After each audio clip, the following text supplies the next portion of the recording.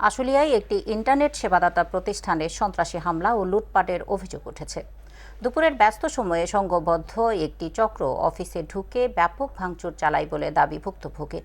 লুট ও ক্ষয়ক্ষতির পরিমাণ প্রায় ২৫ লাখ টাকারও বেশি বলে প্রাথমিকভাবে জানা গেছে। ঘটনার পর প্রতিষ্ঠানটির মালিক থানায় লিখিত অভিযোগ দায়ের করেছেন। সুজন মিয়ার রিপোর্ট। আশুলিয়ার গোরাট এলাকায় একটি ইন্টারনেট সেবাদাতা প্রতিষ্ঠানে হামলা ও লুটপাটের ঘটনা ঘটেছে।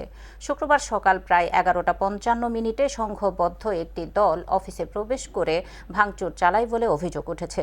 ভুক্তভোগী প্রতিষ্ঠানের মালিক মোহাম্মদ আব্দুর রশিদ জানান, হামলাকারীরা রড দিয়ে অফিসের আসবাবপত্র, কম্পিউটার ও অন্যান্য সরঞ্জাম ভেঙে ফেলে। পরে তারা সার্ভার কক্ষে ঢুকে মূল্যবান যন্ত্রপাতি নিয়ে যায়। প্রাথমিকভাবে ভাঙচুরে প্রায় ৫ লাখ টাকা এবং লুটপাট হওয়া মালামালের মূল্য প্রায় ২০ লাখ টাকা। মোট ক্ষয়ক্ষতির পরিমাণ ২৫ লাখ টাকারও বেশি বলে ধারণা করা হচ্ছে। আব্দুর রশিদ অভিযোগ করেন, পূর্বশত্রুতার জেরে দীর্ঘদিন ধরে একটি চক্র তার প্রতিষ্ঠান দখলের চেষ্টা করছিল।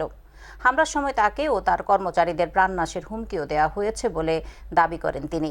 এ ঘটনায় তিনি আশুলিয়ায় থানায় একটি লিখিত অভিযোগ দায়ের করেছেন এবং দোষীদের বিরুদ্ধে আইনগত ব্যবস্থা গ্রহণের দাবি জানিয়েছেন। এ বিষয়ে আশুলিয়া থানার ইনচার্জ রুবেল হাওলাদার জানান, অভিযোগ পেলে তদন্ত করে প্রয়োজনীয় ব্যবস্থা গ্রহণ করা হবে।